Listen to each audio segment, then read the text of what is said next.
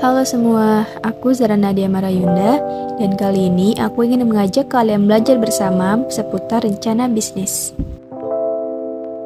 Apa aja sih yang akan kita bahas? Yang pertama, kita akan membahas mengenai rencana bisnis. Yang kedua, akan membahas mengenai model bisnis kanvas. Dan yang ketiga, 9 elemen model bisnis kanvas.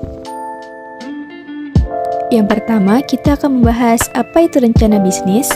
Rencana bisnis merupakan rencana tertulis yang merinci bagaimana sebuah bisnis akan beroperasi, mencapai tujuannya, dan mengelola sumber daya finansialnya.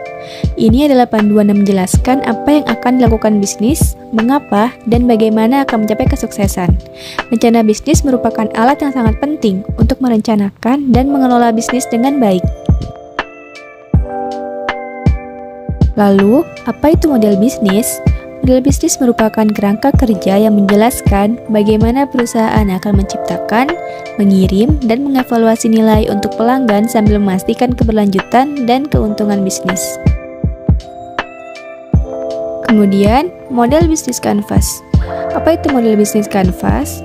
Model bisnis kanvas merupakan alat visual yang digunakan oleh pengusaha dan perusahaan untuk merencanakan dan memahami bagaimana suatu bisnis beroperasi. Ini membantu Anda menggambar gambaran besar tentang bagaimana bisnis Anda akan menghasilkan uang dan juga memberikan nilai kepada pelanggan.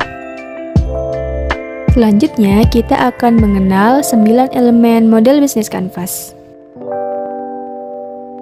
Model bisnis kanvas yang pertama yaitu segmentasi pasar, yaitu menentukan segmen konsumen mana yang akan menjadi target pasar bisnis. Ini akan membantu bisnis dalam menentukan produk apa yang bisa kamu buat agar kebutuhan dari audiens terpenuhi dan menciptakan customer relationship yang baik. Yang kedua, ada nilai proposisi, yaitu menjelaskan nilai yang akan diberikan kepada konsumen melalui produk atau jasa bisnis yang dihadirkan dan bagaimana itu memenuhi kebutuhan atau menyelesaikan masalah pelanggan dengan cara yang lebih baik daripada pesaing. Yang ketiga, ada saluran distribusi, yaitu menentukan media atau sarana yang akan kamu gunakan untuk menyampaikan produk dan jasa kepada konsumen. Kemudian, yang keempat, ada hubungan pelanggan, yaitu menentukan jenis hubungan yang dibangun dengan pelanggan, yang dimana hal ini akan berkontribusi pada kepuasan pelanggan dan juga retensi. Yang kelima, ada sumber pendapatan, mengidentifikasi sumber-sumber pendapatan utama bisnis, seperti dari penjualan atau aset yang dijual seperti saham. Kemudian ada sumber daya kunci, yaitu identifikasi aset dan sumber daya yang diperlukan bisnis untuk menciptakan nilai bagi pelanggan, seperti sumber daya manusia, teknologi, dana, dan sumber daya lainnya.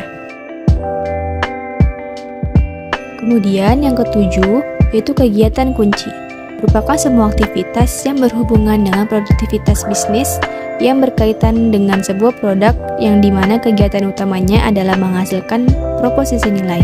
Yang kedelapan, ada mitra kunci, mitra atau pihak ketiga yang akan membantu dan dapat diajak bekerja sama dalam menjalankan bisnis. Partner bisnis bisa berasal dari mitra bisnis, supplier, dan perusahaan lain yang menjalin kerjasama bisnis.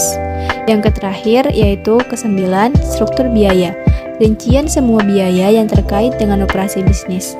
Elemen ini juga bisa menentukan fokus bisnis, apakah berfokus pada keuntungan yang ingin didapatkan atau berfokus kepada nilai kepuasan pelanggan.